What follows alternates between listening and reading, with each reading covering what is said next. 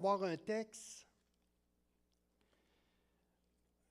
que ça fait des mois que je regarde. C'est un texte qui est connu, c'est un texte que vous connaissez. Et c'est un texte j'ai 3 points dans le texte que je veux vous parler. On va le décortiquer un petit peu. Mais le 3e point est un peu spécial. Ça m'a fait reviser un peu mon enseignement. Et je suis très humble de le dire. On essaie tout le temps d'arriver puis d'avoir... c'est sûr que ça ne fait pas dans la doctrine. La doctrine est quand même... on suit la doctrine. Mais c'est un enseignement que je n'avais pas vu de cette façon-là. Et comme c'est pas évident de prêcher l'Évangile, surtout dans une église pentecôtiste, puis je vous en ai parlé parce qu'on traite beaucoup, beaucoup de choses de la Bible que bien des églises ne traitent pas. Je vous en ai parlé, les dons spirituels, la démonologie, l'eschatologie. Il y a beaucoup d'églises qui ne touchent pas à ça. Alors, il y a des églises qui premièrement, qui restent très, très, très, qui font du surface. Pourquoi? Parce que le monde rentre dans les églises. Alors, ils ne veulent pas traiter ça trop en profondeur. Mais c'est pas évident c'est pas évident de prêcher le conseil de Dieu aussi, là. Je me dis tout le temps, qu'est-ce que je fais en avant? On a toutes nos choses personnelles, on a notre travail, et on arrive avec le conseil de Dieu devant l'Assemblée. Déjà là, des gens qui connaissent les Écritures, et toi en plus, tu donnes le conseil de Dieu et tu essaies d'enseigner. Et là, ce texte-là m'a parlé.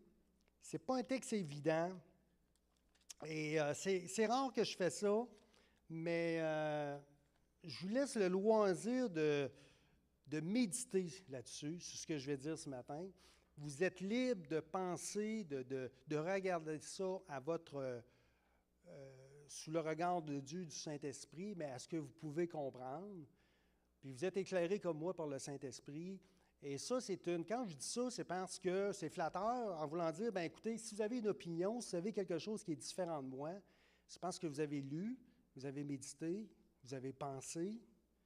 Alors, libre à vous de voir ça différemment, mais moi, c'est de la façon que je le vois. Et surtout le 3e point. Les 2 autres points, également, mais c'est de la façon que je le vois. Et justement, on va regarder ça ensemble. Le titre du message de ce matin, et je peux vous dire que ça a été médité, j'ai médité ça plus longtemps que j'ai écrit mon texte, pour vous dire comment ça l'a viré dans ma tête. Le titre du message, c'est « Il n'y aura pas de seconde chance ». Il n'y aura pas de seconde chance. 2 Thessaloniciens, chapitre 2, verset 1. Et on va lire jusqu'au verset 12. C'est quand même assez long. J'aime beaucoup l'église de Thessalonique. C'est une église qui allait bien. C'est une église qui a eu beaucoup d'éloges. Et j'aime 1er Thessaloniciens, 2 Thessaloniciens, et ça touche en même temps à l'eschatologie. Et je lis à partir de la version Louis II, nouvelle édition de Genève. « Pour ce qui concerne l'avènement de notre Seigneur Jésus-Christ et notre réunion avec lui, nous vous prions, frères, de ne pas vous laisser facilement ébranler dans votre bon sens et de ne pas vous laisser troubler, soit par quelques inspirations, soit par une parole ou par une lettre qui semblerait venir de nous comme si le jour du Seigneur était déjà là. Que personne ne vous séduise d'aucune manière, car il faut que l'apostasie soit arrivée auparavant et qu'on ait vu paraître l'homme impie, le fils de la perdition, l'adversaire qui s'élève au-dessus de tout ce qu'on appelle Dieu ou de ce qu'on adore. Il va jusqu'à s'asseoir dans le temple de Dieu, se proclamant lui-même Dieu. Ne vous souvenez pas que je vous disais ces choses lorsque j'étais encore chez vous. Et maintenant, vous savez ce qui le retient, afin qu'il ne paraisse qu'en son temps, car le ministère de l'iniquité agit déjà. Il faut seulement que celui qui le retient encore ait disparu. Et alors paraîtra l'impie que le Seigneur Jésus détruira par le souffle de sa bouche et qu'il écrasera par l'éclat de son avènement. L'apparition de cet impie se fera par la puissance de Satan avec toutes sortes de miracles, de signes et de prodiges mensongers. et avec toutes les séductions de l'iniquité pour ceux qui périssent parce qu'ils n'ont pas reçu l'amour de la vérité pour être sauvés. Aussi Dieu leur envoie-t-il une puissance d'égarement pour qu'ils croient au mensonge, afin que tous ceux qui n'ont pas cru à la vérité, mais qui ont pris plaisir à l'injustice, soient condamnés. C'est évident qu'on n'aura pas le temps de... Ce qu'on va voir ce matin, c'est quand même très... On n'ira pas en profondeur, mais ce qui est important, c'est les 3 points que je veux vous parler ce matin. Alors, qu'est-ce qui arrive? C'est que par l'intermédiaire de messagers, Paul était au courant de la situation à Thessalonique. Il s'était passé quelques mois depuis la première lettre, puis il était dans l'impossibilité de rendre visite à l'Église. Alors, il prenait des nouvelles de l'Église de Thessalonique. Et effectivement, l'Église allait très bien. L'Église avait progressé, l'Église était mature, il y avait beaucoup de gens qui s'étaient rajoutés à l'Église. Par contre, il y avait eu de la persécution. La persécution avait pris de l'ampleur, puis avait gagné l'Église. Et il y avait de faux enseignants qui s'étaient infiltrés dans l'Église. Alors, il y avait eu quelques mauvais enseignements de ces gens-là concernant le retour du Seigneur. Et en plus de la persécution, alors l'Église était confrontée à la persécution et aux faux enseignants. Puis il y avait eu une erreur prophétique. Et là, c'était une source de désordre dans l'Église, dans le comportement des croyants. Alors, c'est pour ça que Paul a fait une deuxième lettre à l'Église, la deuxième lettre aux Thessaloniciens. Parce que l'Église vivait en quelque sorte une crise. L'Église est en crise. Et c'est ce que nous allons voir, ce que Paul écrit dans le chapitre 2 concernant ce qu'ils vivent. Et quand il commence avec « Pour ce qui concerne l'avènement de notre Seigneur Jésus-Christ, de notre réunion avec lui ». C'est là le bobo, là. Ça ne fonctionne pas, là. Alors, Paul dit, pour ce qui concerne l'avènement de notre Seigneur Jésus-Christ et notre réunion avec lui. Vous savez que Jésus revient en 2 étapes pour chercher son Église et il revient à la fin des tribulations. Mais Paul dit, l'enlèvement de l'Église concernant l'avènement de notre Seigneur Jésus-Christ et notre réunion avec lui. Il n'a pas dit avec le monde qui va être avec lui. Il dit notre réunion. Alors, c'est clair que c'est l'enlèvement de l'Église. Et c'est 2 choses différentes, l'enlèvement de l'Église, comme vous le savez, puis quand il revient à la fin des tribulations. Puis l'Église était au courant de ça, parce que Paul en avait parlé dans sa première lettre. Mais il y a des faux enseignants qui ont rentré dans l'Église. Ils sont venus à Thessalonique, puis ils ont mis une certaine confusion dans l'Assemblée. Il a mis une confusion parce qu'un peu plus tard, un peu plus loin, il dit « Ne pas vous laisser facilement ébranler dans votre bon sens et de ne pas vous laisser troubler. » Les gens étaient troublés à cause de ces gens-là. Alors, il y avait une confusion, puis ça détruisait l'espérance puis la joie des croyants. Puis les autres pensaient que cet enseignement-là était sanctionné par les apôtres, parce que, un petit peu plus loin, on voit également, pas vous laisser troubler, soit par quelques inspirations, soit par une parole ou par une lettre qui semblerait venir de nous, comme si le jour du Seigneur était déjà là. Alors, qu'est-ce que Paul dit? Il dit,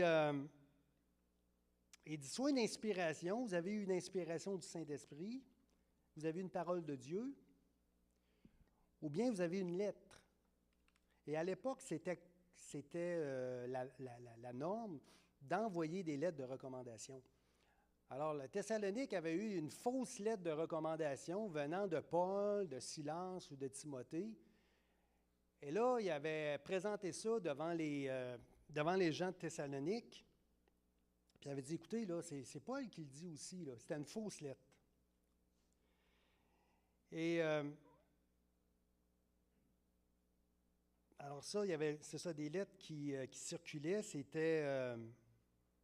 mais Paul leur avait dit dans 1 Thessaloniciens que l'Église était enlevée avant la tribulation. Et là, il arrive la persécution. Là, il arrive les 7 années de tribulation pour eux autres. Là, ils disent, qu'est-ce qu'on fait? On a raté l'enlèvement. Ils sont ébranlés. Ils disent, on a-tu raté l'enlèvement? Ils ont été persécutés. Qu'est-ce qui se passe? Et ils pensent qu'ils sont rendus au jour de l'Éternel. Pourquoi? Parce que la persécution était quand même assez dure. Puis là, eux autres, ils rentraient dans la tribulation, là. Puis de plus, les faux enseignements qui leur disent que c'est normal, c'est qu'ils ont raté l'enlèvement, qu'en fin de compte, l'enlèvement va arriver dans la tribulation, là. Mais Paul leur avait enseigné que, dans la première lettre, que le jour de l'Éternel, c'était réservé aux incroyants. Puis l'enlèvement, c'était avant la tribulation. C'est ce que Paul avait dit. Et dans le grec, ils étaient ébranlés. Ça veut dire qu'ils étaient agités, comme un roseau qui est agité par le vent. Comme quand la Bible dit les puissances des cieux qui seront ébranlées. Écoutez, pour eux autres, Paul avait parlé beaucoup de l'enlèvement, mais c'était avant la tribulation. Alors là, les croyants, ils ne savent plus quoi penser. Puis là, ils disent, on est rentré dans la tribulation et on vit une persécution. Ça veut dire que le jour de l'Éternel est là. Alors, qu'est-ce que Paul doit faire? Il doit refuter les mensonges des faux enseignants puis corriger la mauvaise compréhension de l'enlèvement. Alors ici, quand on parle du chapitre 2 de Thessaloniciens, c'est une des raisons parmi des centaines que l'enlèvement va arriver avant la tribulation. C'est ça qu'ils sont en train de vivre. Ils pensent que l'enlèvement est là, qu'ils ont raté l'enlèvement, puis là, ils pensent qu'ils sont en persécution, puis Paul revient, puis il dit non, que personne ne vous séduise. C'est pas comme ça. Je vous en ai parlé dans votre première lettre. Dans la première lettre Alors lui, il met ça en perspective. Alors Paul dit non. En fin de compte, l'enlèvement arrive avant la tribulation. Et c'est là qu'on voit dans le verset 3, il dit que personne ne vous séduise d'aucune manière, car, et là, il met deux conditions à l'enlèvement. 2 conditions qui arrivent avant l'enlèvement. Il dit là, vous êtes dans l'erreur, puis je vous en ai parlé. Il y a 2 conditions, que personne ne vous séduise d'aucune manière. Vous savez, la séduction, comment ça peut être? Les Thessaloniciens ont paniqué. Puis même encore aujourd'hui, l'Église fait face à la séduction. Parce que Satan se déguise en ange de lumière, puis même ses ministres se déguisent en ministres de justice. Puis encore aujourd'hui, il y a des faux ministres, il y a des faux prophètes. Mais aujourd'hui, ce n'est plus des lettres qui sont envoyées aux églises. Parce que ça, presque pas, c'est des courriels, mais non, c'est Internet qui vient, à un moment donné, changer la donne, puis changer la vérité biblique concernant l'eschatologie. Et présentement, l'Église se fait souvent influencer, non par le pasteur qui donne un message, mais par ce qui se passe sur Internet. Puis Éphésiens chapitre 4, verset 14, c'est ça qu'il dit également. Il dit « Ainsi, nous ne serons plus des enfants flottants et emportés à tout vent de doctrine. » C'est de valeur, l'Église, souvent, c'est ça. Des enfants flottants et emportés à tout vent de doctrine par la tromperie des hommes, par leurs ruses et les moyens de séduction. L'Église est séduite. Et Paul, dans Éphésiens, la compare à des enfants. Souvent, on ne pense pas, on ne voit pas plus loin, on se laisse beaucoup influencer. Puis Romains 16, verset 18, en parle également. Il dit « Sachant qu'à l'approche du retour de Christ, des hommes méchants et imposteurs avanceront toujours plus dans le mal, égarant les autres et égarés eux-mêmes. » Alors, frères et sœurs, il n'y a rien de nouveau sous le soleil. On se fait encore influencer, on se fait encore séduire. Séduire qui veut dire, dans le terme grec, exapatao, c'est écrit tromper, duper. C'est l'arme préférée de l'ennemi. Alors, l'Église n'a aucune. Paul reprend Thessalonique, pourtant il leur avait parler de l'enlèvement de l'Église. Et c'est la même chose aujourd'hui. L'Église n'a aucune excuse de tomber dans la séduction. C'est une de nos responsabilités de veiller.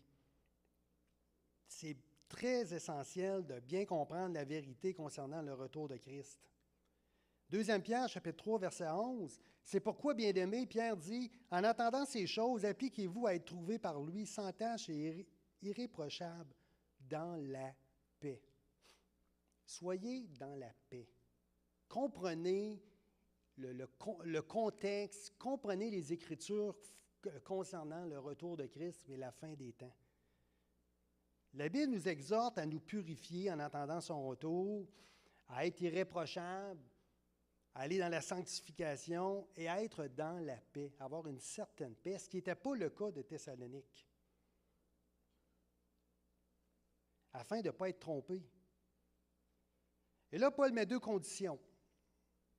Alors là, c'est pour vous dire que c'est une des raisons, c'est mon premier point, que c'est une des raisons, comme de quoi que l'enlèvement arrive avant, début des tribulations, mais Paul en parle, Paul met les pendules à l'heure dans Thessaloniciens.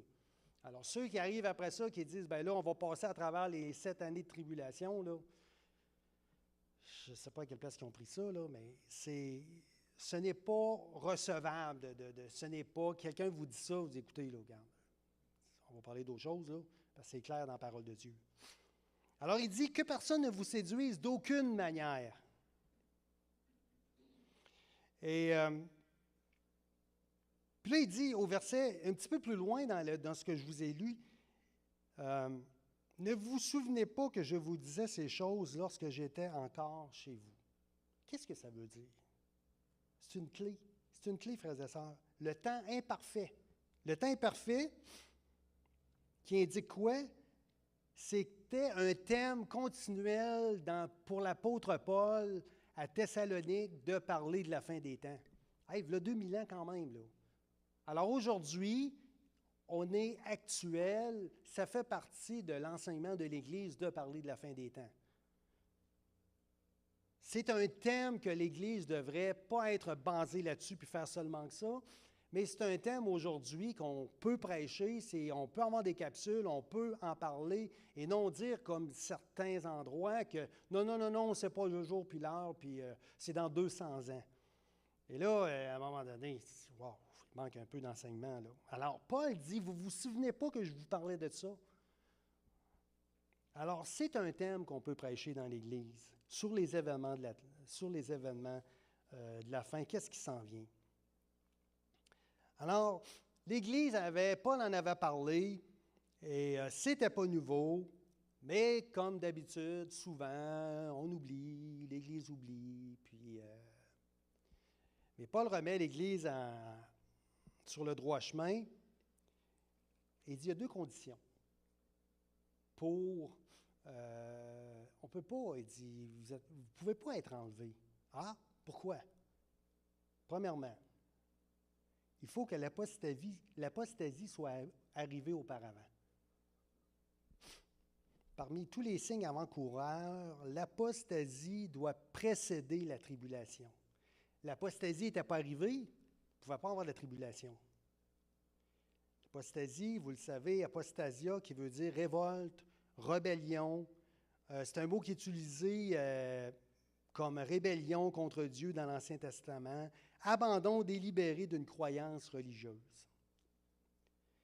Puis là, Paul ici, il ne parle pas d'un abandon de la vérité de l'Évangile au sens général.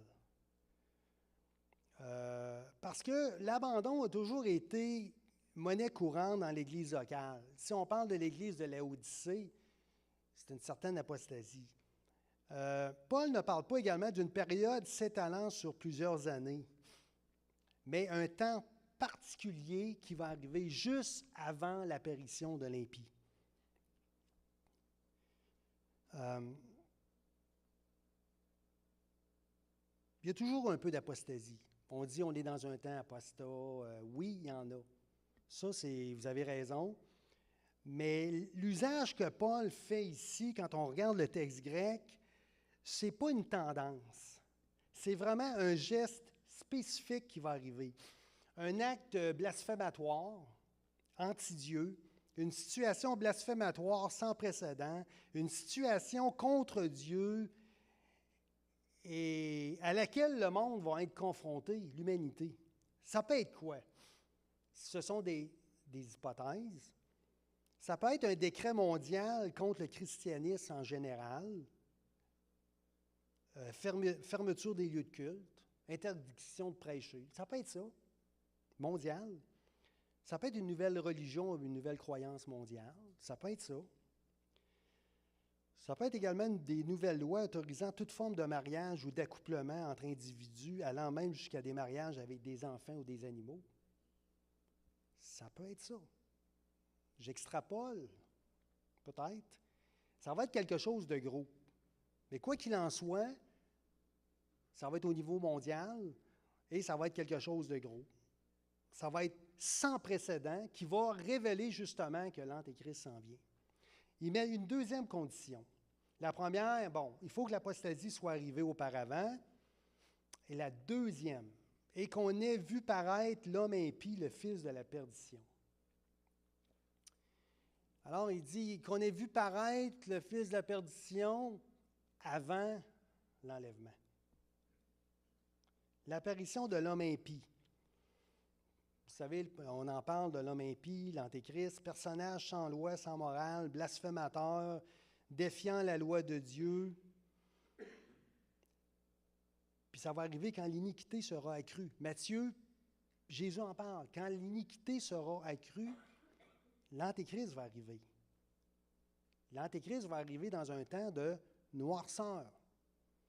Si vous pensez qu'il va y avoir un réveil mondial, ça ne sera pas dans le temps de l'Antéchrist. Ça ne fonctionne pas. La lumière, les ténèbres. Dieu ne se souille pas avec l'Antéchrist, franchement. Le mouvement du Saint-Esprit doit se faire avant. Alors, plus que là, on s'en va, on le voit qu'on s'en va vers des temps ténébreux. Alors, c'est sûr que s'il y a un réveil, je ne dis pas qu'il n'y en aura pas, je suis un peu sceptique, mais je ne dis pas qu'il n'y en a pas parce qu'il y en a un présentement en Chine, puis ça, je vais vous en reparler. Alors, mais lorsque l'apparition de l'impie va arriver, là, on va être dans un temps vraiment de noirceur. Comment on va le reconnaître? Moi, je pense qu'on va le reconnaître par justement l'acte d'apostasie qui va avoir eu lieu. Alors, lui, il est déjà là. Lui, il fait semblant présentement. On ne sait pas c'est qui. Un homme caché, parce que c'est un homme, et son caractère va être dévoilé. Je pense que ça va être dévoilé par l'histoire de l'acte à cause de l'apostasie. Ce n'est pas un dictateur historique, comme on dirait, c'était Hitler, c'était Staline. Non, parce que là, la persécution, la tribulation serait arrivée. Là. Alors, ce n'est pas historique, c'est à venir. Cette chose-là, si quelqu'un vous dit non, c'est symbolique, puis on l'a vu dans les années. Non, il n'y a pas eu la tribulation n'est pas arrivée. Alors, ça ne pouvait pas être des gens des années 50. Là. Ce n'est pas Satan, ce n'est pas un ange, c'est un homme. Et puis il donne des indices. Il dit l'adversaire qui s'élève au-dessus de tout ce qu'on appelle Dieu. Très grave. Ce qu'il dit là, c'est très, très grave. Ou tout ce qu'on adore, il va jusqu'à s'asseoir dans le temple de Dieu, se proclamant Dieu lui-même. Alors là, il donne une carte, il donne une clé concernant l'Antéchrist. Alors, ce n'est pas un doux, ce n'est pas un personnage qui va être très, très dur.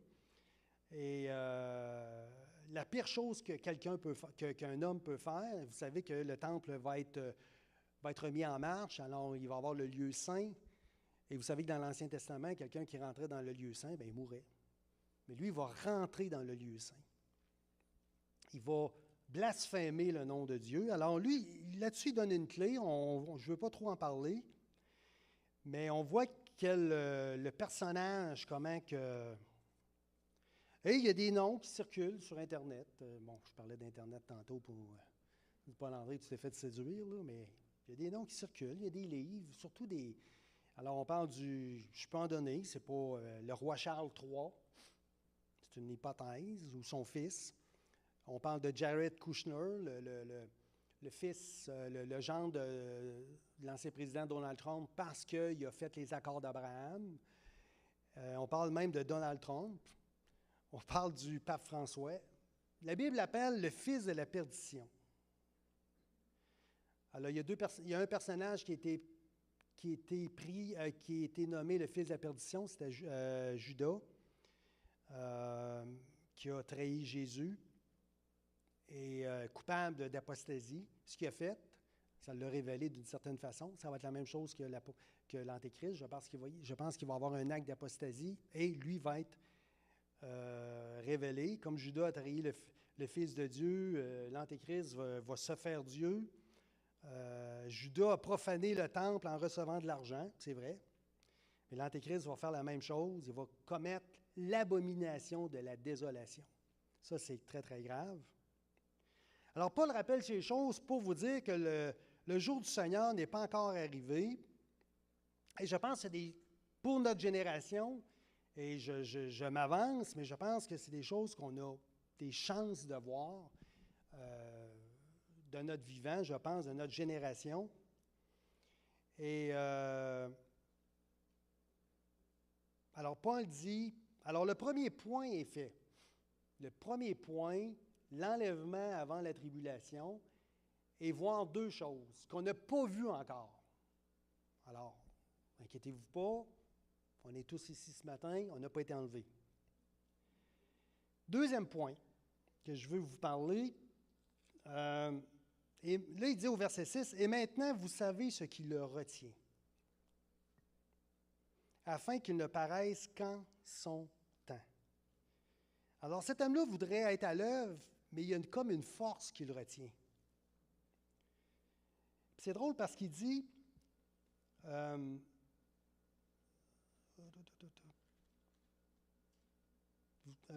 ne vous souvenez pas que je vous disais ces choses. Alors, Paul en avait parlé à l'église de Thessalonique. Qu'est-ce qui retient cet homme impie? Et retenir en grec, je sors un peu mon grec parce que je veux compétitionner le pasteur Koulibaly qui arrive avec des... Et là, je me sens plus... Et j'aime ça. Ma femme me disait, oui, c'est le fun, des mots en grec, ça nous permet de... Katéko, je ne sais pas si je le prononce comme il faut, qui veut dire maîtriser, maintien au sol. Ça veut dire qu'il n'agit pas librement. Alors, qu'est-ce qu'il retient? Parce que lui, il n'a pas de classe. Lui, il est prêt à venir. Mais là, s'il ne rentre pas dans la prophétie biblique immédiatement, qu'est-ce qu'il retient? Paul dit, il y a quelque chose qu'il retient. Est-ce que c'est il y en a qui ont dit que c'était le gouvernement, il y en a qui ont dit que c'était Israël, il y en a qui ont dit que c'était l'Église, il y a des gens qui disent que c'est Dieu lui-même. Qu'est-ce qui retient les puissances des ténèbres? À mon avis, il n'y a aucune force humaine, quelle qu'elle soit, qui peut retenir la puissance spirituelle de Satan, qui cherche à libérer l'Antéchrist. Parce que lui, dans son idée, s'il peut déjouer la prophétie biblique, il va être là avant son temps. Mais comme il ne peut pas déjouer Dieu, il y a quelque chose qui le retient. Ça ne peut pas être des anges. Ça ne peut pas être un ange qui retient l'Antéchrist. Pourquoi Jude, verset 9, « Or l'archange Michael, lorsqu'il contestait avec le diable le corps de Moïse, n'osa pas porter contre lui un jugement injurieux. » Il ne s'en est pas mêlé. Ça veut dire quand même, c'est l'ennemi puissant, là. Satan est très puissant, là. Puis dans Daniel, il y a un ange qui a dit, « Le chef du royaume de Perse m'a résisté 21 jours, mais voici Michael, l'un des principaux chefs, est venu à mon secours. » Alors voyez-vous comment que la puissance des ténèbres peut être, c'est très, très, très puissant. Très puissant et très dangereux. Et ça, à un moment donné, je vais vous en parler, là. Il y a des gens qui se sont avancés dans des choses spirituelles et qui n'auraient pas dû, là. Parce qu'il y en a qui minimisent. Quelqu'un qui me disait à un moment donné, il dit, parce que vous savez, notre ministère en Haïti, puis vous savez comment ça va mal, puis on pense de puissance qui contrôle le pays, puissance spirituelle, puis il y en a un moment donné qui a une brillante idée. Ah non, tu Paul André, on va organiser ça, on va faire un temps de prière, puis on va enlever ça, ces puissances-là. Ouf, bonne chance. Qu'est-ce qui retient le Saint-Esprit? Et beaucoup pensent que c'est l'Église, parce que l'Église est spirituelle. C'est un choix qui est logique. Mais voyez-vous, l'Église n'a jamais été capable de retenir la méchanceté humaine au fil des siècles. Elle y parvient jusqu'à un certain point avec l'Église locale, dans la vie de ses membres, mais le monde extérieur continue d'empirer malgré la présence de l'Église. En fait, puis je vais faire une parenthèse et c'est mon deuxième point. L'Église n'a pas de puissance. Et ça, c'est une pensée que, comme de quoi, qu'on a une certaine puissance. Mais je vous mets au défi d'aller dans un lieu malfamé à 2 heures du matin, puis je vous garantis que vous ne changerez pas le comportement des gens. Si vous proclamez l'Évangile, si vous n'êtes pas vraiment inspiré par le Saint-Esprit, bonne chance. Vous ne resterez pas longtemps dans ce lieu-là. Puis si vous pensez que vous avez une puissance, bien, si vous allez au resto tantôt, Paul dit, profite de chaque occasion, montez sur une chaise, prêchez l'Évangile. Retenez-vous pas, si vous avez une puissance.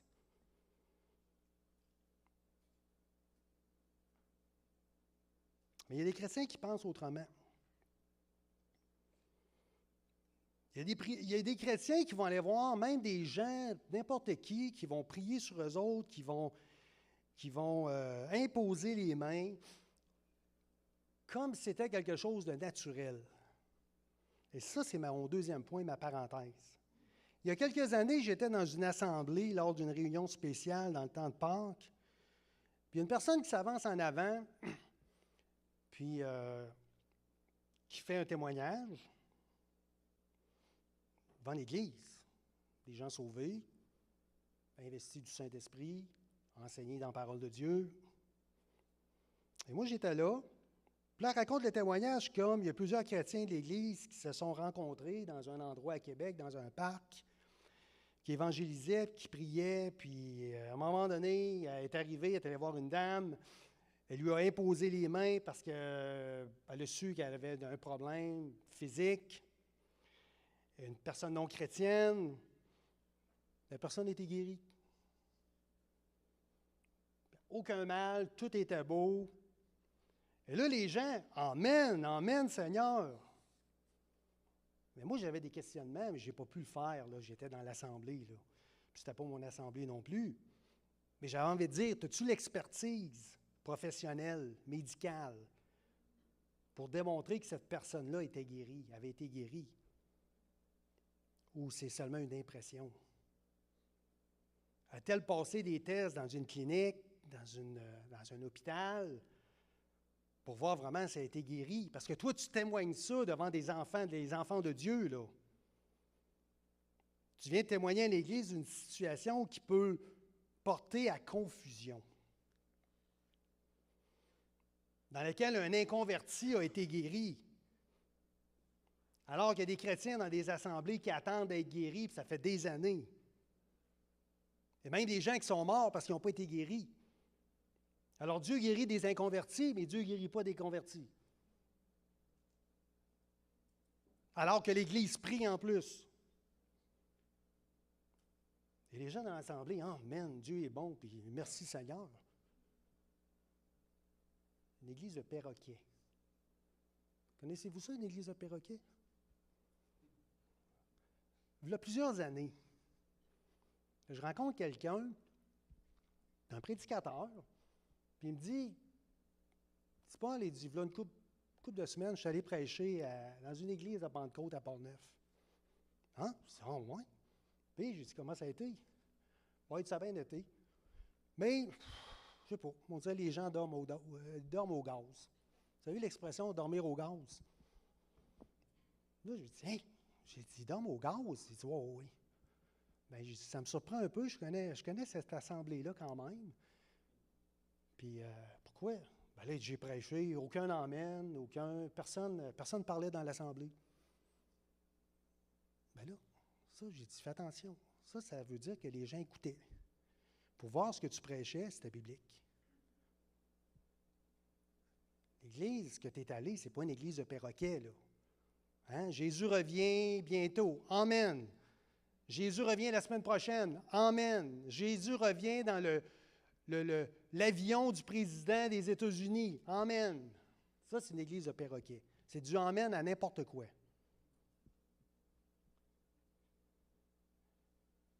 Paul va dire à Timothée, n'impose pas les mains avec précipitation. Parce que là, on parle d'une autorité spirituelle. Et ça, je vais vous en reparler dans plusieurs mois, l'autorité spirituelle. Parce que vous avez une certaine autorité. Notre mandat, c'est d'annoncer l'Évangile aux païens. Si vous êtes poussé par le Saint-Esprit, vous pouvez prier pour les gens.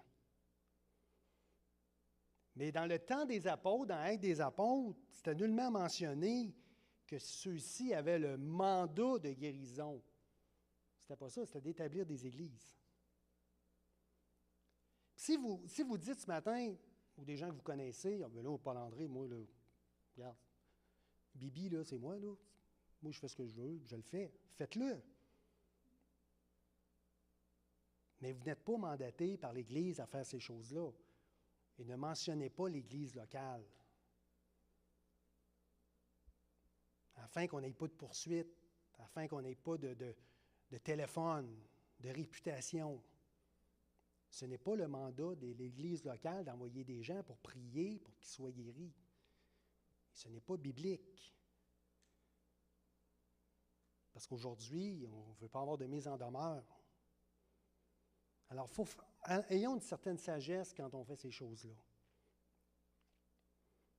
C'est pas de la magie, là. C'est pas du bon témoignage. Il y a beaucoup de gens qui sont partis dans les églises, beaucoup de gens sont partis justement à cause des guérisons non réalisées. Puis là, on entend ça souvent, des soirées de guérison. Faisons attention.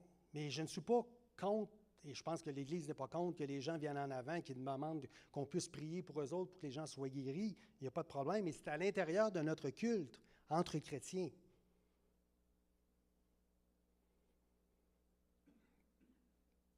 Il y a quelques mois, il y a plusieurs fidèles d'une église évangélique haïtienne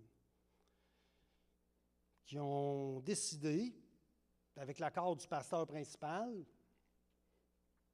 de partir, un groupe, puis d'avancer devant une forteresse où il y avait des gangs de rue, surtout une particulièrement. Et là, ils se sont avancés au nom de Jésus avec le pasteur pour prier contre cette forteresse-là, contre ce lieu-là,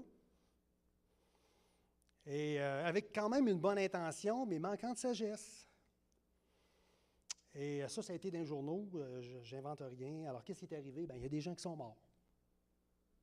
Ils ont tiré. Puis, il n'y a personne qui ont été ressuscités, là. Ils sont morts, ils sont morts.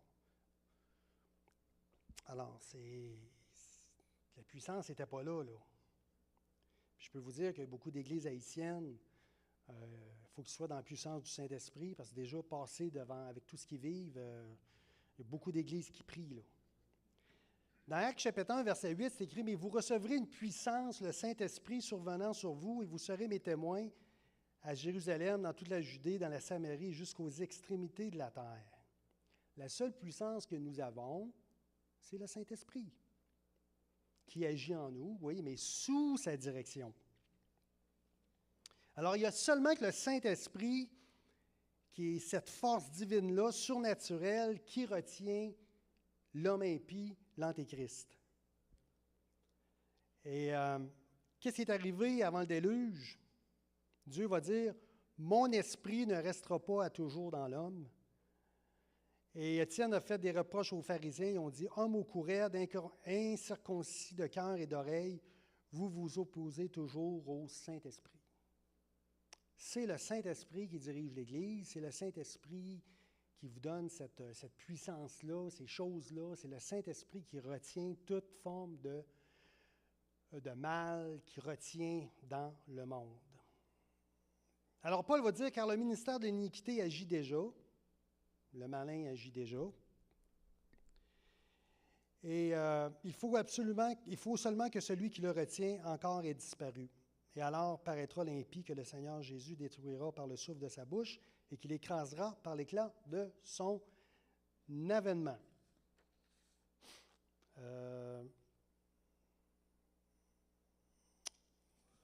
Ça ne se suit pas.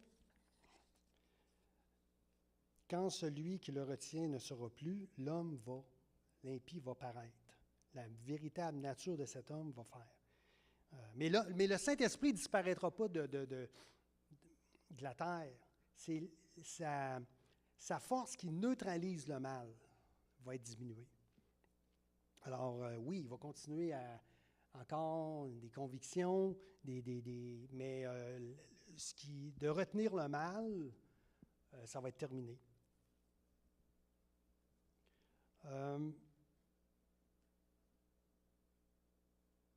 Troisième point. L'apparition de cet impie se fera par la puissance de Satan et avec toutes sortes de miracles, de signes et de prodiges mensongers, et avec toutes les séductions de l'iniquité pour ceux qui périssent. Alors, la puissance de l'Antéchrist ne sera pas la sienne, mais celle de Satan. Alors, attendez-vous dans le surnaturel. Attendez-vous. Jésus est arrivé très, très low profile. Jésus est arrivé dans une crèche. Et mais l'Antéchrist ne fonctionne pas comme ça. Lui, je vous en ai parlé, il va arriver avec les tambours, les trompettes, la lumière, les lasers, la musique. Et ça, c'est de la manière qu'il va y avoir du surnaturel. La Bible est claire, il va y avoir des miracles. Il va y avoir des prodiges, il va y avoir des signes mensongers. Ça va être... Pourquoi? Pour que l'humanité croie au mensonge, pour que l'humanité soit trompée. Alors, il va y avoir il va utiliser quoi? L'intelligence artificielle, comme on s'en est parlé. Il va y avoir des événements surnaturels. Comme l'Antéchrist, comme le Saint-Esprit retient le mal, va moins retenir le mal, alors c'est sûr qu'il va y avoir des phénomènes qui vont arriver qu'on ne pensait pas. Pourquoi? Parce que le Saint-Esprit n'est plus là. L'œuvre du Saint-Esprit n'est pas là. Il va y avoir de la technologie, et ce qu'on voit, c'est rien comparé à ce qui s'en vient. Les gens vont être étonnés, influencés par ces prodiges. Alors, on est rendu, je voudrais vous parler de « attendez-vous à ». Ne soyez pas surpris à un moment donné que vous voyez un hologramme dans le ciel, puis vous dites « ben voyons donc, c'est quoi ça? » Vous savez qu'aujourd'hui, ils sont capables, avec des hologrammes dans le ciel, vous allez voir ça sur YouTube, là, de faire apparaître des publicités, des films. Là, tout le monde sur la Terre est là, puis qui regarde ça. Publicité de Coca-Cola, partout dans le monde, pas de problème. Ça, on appelle ça des hologrammes. Alors, signe de prodiges mensongers avec toutes les séductions de l'iniquité. Mon troisième point. Pour ceux qui périssent.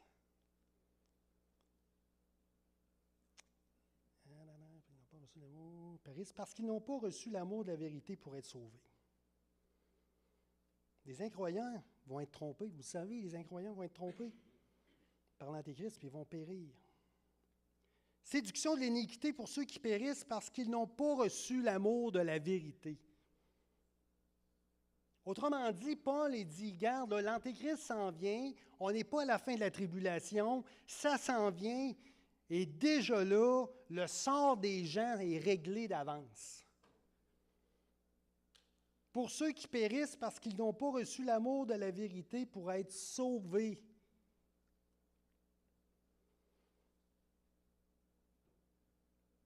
Ils n'ont pas reçu l'amour de la vérité prêché par l'Église avant d'être sauvés.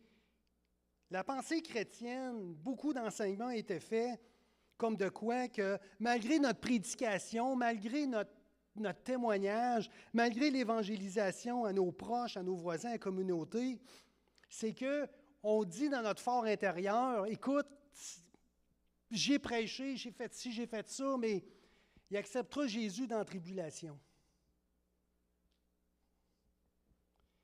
Il va avoir une seconde chance. Le message du salut, qui ont refusé, Mais ce n'est pas ce que le passage dit. Après s'être fait prêcher le salut par l'Église, ils n'ont pas reçu l'amour de la vérité pour être sauvés. Aussi Dieu leur envoie une puissance d'égarement, et s'il envoie une puissance d'égarement, c'est pour qu'ils croient au mensonge. Puis s'ils croient au mensonge, c'est parce qu'ils sont condamnés. C'est ce que ça dit dans le chapitre 2. L'amour de la vérité. L'amour, c'est quoi l'amour de la vérité? Ils n'ont pas eu l'amour de la vérité. Ils n'ont pas aimé la parole de la vérité. Ils n'ont pas aimé l'Évangile. Ils n'ont pas aimé Jésus-Christ. Jésus a dit, ce jugement, c'est que la lumière étant venue dans ce monde, les hommes ont préféré les ténèbres à la lumière parce que leurs œuvres étaient mauvaises. Il ne dit pas ça dans le temps de la tribulation. C'est vraiment pas dans le temps de la tribulation. Il va dire, c'est pourquoi je vous ai dit que vous mourrez dans vos péchés. Car si vous ne croyez pas ce que je vous dis, vous mourrez dans vos péchés. Et il n'y aura pas de seconde chance pour plusieurs personnes avant la tribulation. Après l'enlèvement, il y a des gens qui vont être déjà condamnés pour une certaine catégorie de personnes parce que Dieu envoie une puissance d'égarement. Le message de l'Évangile, c'est une puissance. Dieu a choisi la prédication pour que les gens, la folie de la prédication pour que les gens soient sauvés. Si tu as entendu le message de Christ, tu l'as refusé, tu ne pourras pas revenir. Il y a des gens qui ne pourront pas revenir sur leur décision. Dieu ne le permettra pas. On fait quoi le dimanche ici? Qu'est-ce qu'on fait le dimanche? C'est un club social, c'est une fraternité. On arrive le dimanche matin, on jase, comment ça a été. Il y a des gens qui descendent en bas, on jase un petit café en bas, puis c'est pas ça l'Église. Ça, c'est la fraternité. L'Église, c'est quoi? L'Église, c'est quand ça commence à... On riait à matin parce que je venais pour dire 10 heures, mais c'est souvent 10h07. Mais ça, c'est pas bien grave, là. Mais quand la louange commence, la game commence. Nous entrons dans la présence de Dieu avec une adoration, une prédication, un mouvement du Saint-Esprit, surtout dans nos églises. Il y a des gens qui sont touchés, il y a des gens qui sont restaurés ici. Il y a des paroles de prophétie, il y a des paroles de connaissance. Il y a des gens, des fois, qui se déplacent, ils vont voir d'autres personnes. Le Seigneur m'a dit telle chose. Et comme il y a un mouvement du Saint-Esprit, parce qu'on est dans l'Église, on est par l'action du Saint-Esprit. Puis si moi, je ne vois pas l'action du Saint-Esprit dans l'Église, c'est bien de valeur le dimanche, je reste chez nous. Et là, il y a la prédication, on est dans un environnement pur, on est dans un processus de sanctification, de purification. Je vois mon frère Louis le matin qui est en prière, et vraiment, il est comme rempli du Saint-Esprit, comme dans l'Acte des Apôtres. Prêt à témoigner depuis des années. Le Saint-Esprit convaincra de péché, de justice, de jugement. C'est quoi notre message? Témoignage de l'Évangile. Notre message, frères et sœurs, le message, c'est pur. Le problème, ce n'est pas le message, le problème, c'est la terre. Puis on voit ça dans la parabole du sommeur. Votre message est pur. Votre message, c'est la crème de la crème guidée par le Saint-Esprit. Vous ne pouvez pas avoir meilleur que ça. Et on témoigne avec le Saint-Esprit qui est en nous quand même. Puis la personne qu'on témoigne, puis qu'on retémoigne, puis qu'on retémoigne, puis qu'on retémoigne, que plus qu'on témoigne, plus qu'elle s'éloigne, il va avoir une seconde chance dans un temps de noirceur, de ténèbres, alors que le Saint-Esprit, son acte, ses actions vont être plus limitées.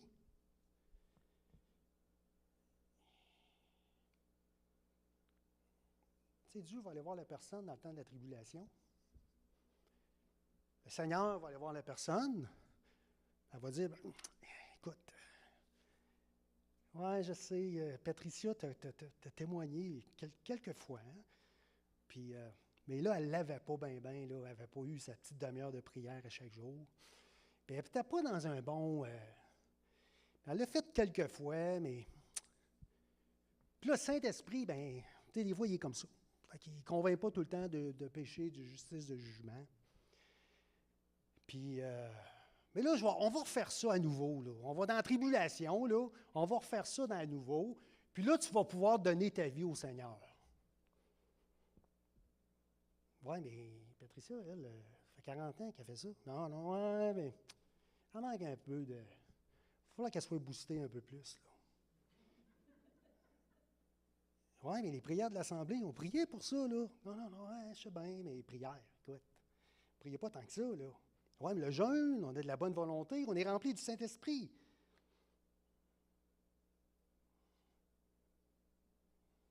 Non, non et non. Le message de l'Évangile, c'est parfait. Ce que Dieu fait, c'est parfait. Quand vous témoignez, c'est la perfection. Si tu n'as pas aimé le message de l'Évangile, si tu n'as pas aimé l'œuvre et la personne de Jésus-Christ, si tu n'as pas réagi à la mort de Christ sur la croix, tu n'as pas accepté Jésus avant la tribulation, bien, tu ne l'accepteras pas plus pendant la tribulation.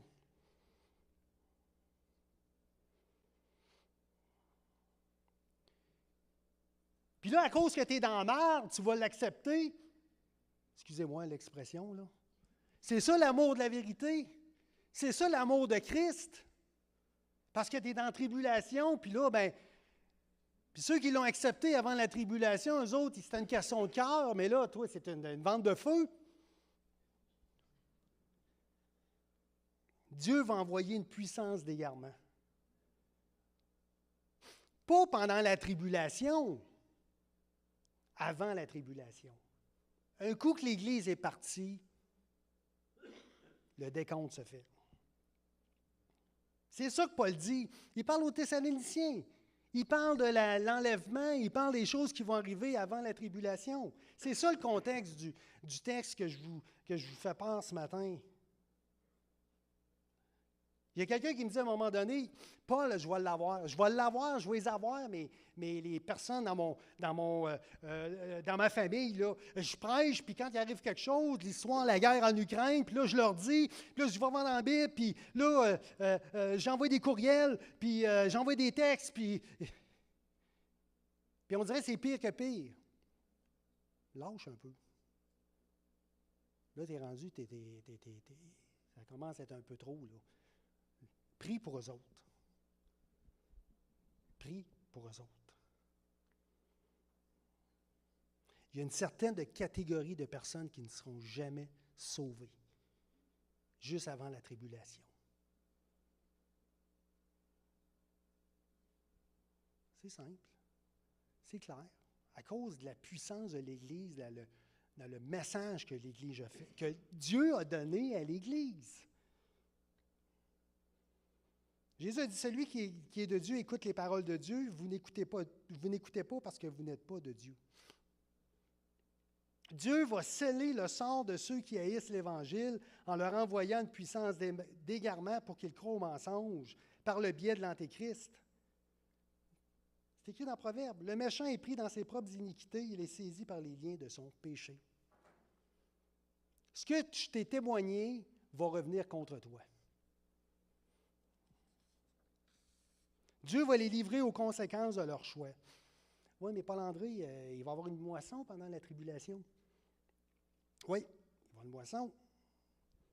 Des gens qui vont avoir manqué l'enlèvement. L'enlèvement, ce n'est pas le salut, là. L'enlèvement, c'est l'enlèvement. Je ne peux pas aller trop loin, mais je ne peux pas aller... c'est l'enlèvement. Il n'y a pas une question de salut là-dedans, là. Des gens qui sont prêts, des gens qui vont être enlevés. C'est sûr que ça va être des chrétiens. Bien, peut-être des gens qui n'étaient pas prêts, des gens dans leur cœur, il y a beaucoup de choses, des gens qui n'avaient vraiment pas donné leur vie à Jésus, il y a beaucoup de choses. Des gens qui ont été touchés, mais ont retardé leur décision. des rétrogrades. Puis, dans le temps de la tribulation, bien, il y a le grand réveil qu'il va y avoir dans le temps de la tribulation.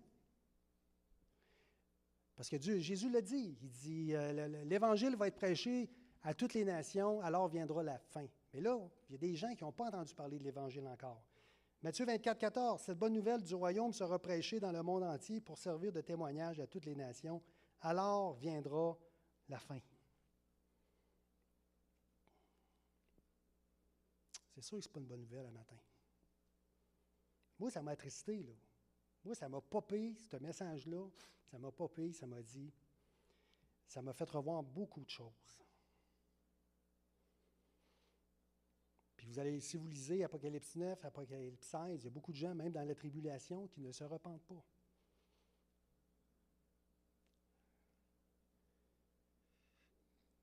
Vous recevez le dimanche du spirituel, vous recevez du surnaturel.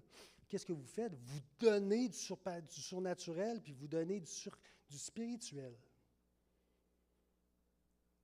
Et par ce que vous faites, il y a des choses qui sont scellées d'avance, sans que vous le sachiez. Vous êtes des ambassadeurs. Vous apportez un message de réconciliation à un monde qui est séparé de Dieu. Ceux qui entendent votre message vont embrasser la vérité ou bien la rejeter.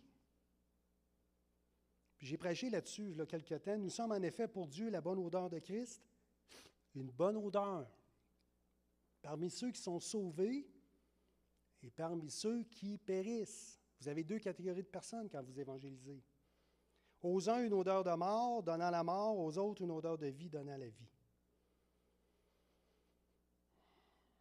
Dieu l'a dit, au temps favorable, j'étais exaucé, au jour du salut, j'étais secouru. Voici maintenant le temps favorable, voici maintenant le jour du salut. Le dimanche, on reçoit, frères et sœurs. On reçoit. On se sanctifie. Ne vous sous-estimez pas et ne sous-estimez pas le message que vous faites. Vous avez un impact. Vous êtes le sel de la terre, une saveur qui plaît à l'Éternel et qui sera enlevée bientôt. Et savez-vous qui ça va prendre pour vous remplacer? L'Église s'en va dans la tribulation. Ben non, l'Église s'en va pas dans la tribulation parce qu'elle est remplacée dans le temps de la tribulation par les deux témoins, pas n'importe qui, les deux témoins. Vous avez 144 000 Juifs. La Bible est claire, je pense que c'est chapitre 14 dans Apocalypse, des gens qui ne se sont pas souillés avec des femmes, des gens irréprochables. Des Juifs qui sont irréprochables. Ah, regardons ça, irréprochables, oui. Des gens parfaits. Ah, c'est eux autres qui remplacent l'Église. Ah, c'est eux autres qui remplacent l'Église. Ah, OK, c'est vrai, on est quand même, hein, on est... Puis en plus, des anges qui vont prêcher l'Évangile. Ça, ce sont des personnages qui vont vous remplacer dans l'Apocalypse. Alors, je dis ce matin, ne vous sous-estimez pas. Vous avez effectivement une autorité spirituelle venant de Dieu et vous avez une très grande responsabilité. Et moi, j'ai déjà dit à quelqu'un, j'ai témoigné, je lui ai amené le salut en Jésus-Christ, je lui ai dit, j'ai dit, écoute, ça, puis j'ai carrément, puis il m'a dit, t'es malade, t'es fou, ben raide. Je le connais, là. J'en ai pas parlé. Il dit, moi, ça ne m'intéresse pas. Ça m'est arrivé, ça vous est arrivé. Est-ce que j'ai scellé? J'ai dit, regarde, là, moi, je te le dis une fois, mais ça se peut que je ne te le redise pas, là. Pense-y, là. Il dit, ça ne m'intéresse pas. Est-ce que j'ai scellé le sort de cet individu-là pour l'éternité? Je ne sais pas. Mais ça se peut. Alors, vous avez une grande responsabilité. Puis il y a encore des chrétiens qui se demandent s'ils vont venir à l'église le dimanche. Moi, j'en reviens pas. Je pose la question, vas-tu à l'église un matin? C'est sûr que si vous avez quelque chose, je peux comprendre. Mais il y a une place qu'il faut être à l'église le dimanche matin, un endroit qu'il faut être, c'est à l'église. C'est indispensable. Il y a des choses spirituelles qui se passent. C'est l'action du Saint-Esprit. Très important. Alors, qu'est-ce qui va commencer la tribulation? Et je finis avec ça. L'enlèvement de l'Église. La disparition de l'onction du Saint-Esprit. Quand même. J'espère que vous vous considérez ce matin. Là, ça va arriver, ça va être quelque chose de sans précédent sur la terre. Et ça va ouvrir à une noirceur spirituelle partout sur la planète.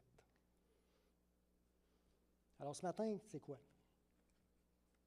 On prie. On prie, on prie, on persévère, frères et sœurs. Ce n'est pas tout le temps facile. On travaille pendant qu'il fait encore jour. On ne pourra pas travailler dans les ténèbres. La Bible est claire, on ne pourra pas travailler. Alors, comment tu vas être dans les tribulations si Jésus dit « Travaillez pendant qu'il fait jour parce que la nuit s'en vient et vous ne pourrez pas travailler. » Ne touche pas, nous autres, à la tribulation. On ne touche pas à ces cochonneries-là. Nous autres, on est purs. On se purifie, on se sanctifie. Puis quand ça va déborder, le Seigneur va nous arracher. Puis on va être partis. Amen. Seigneur, on te remercie vraiment pour le Saint-Esprit. Merci, Seigneur, pour le message que tu nous donnes. Merci, Seigneur, pour toutes choses.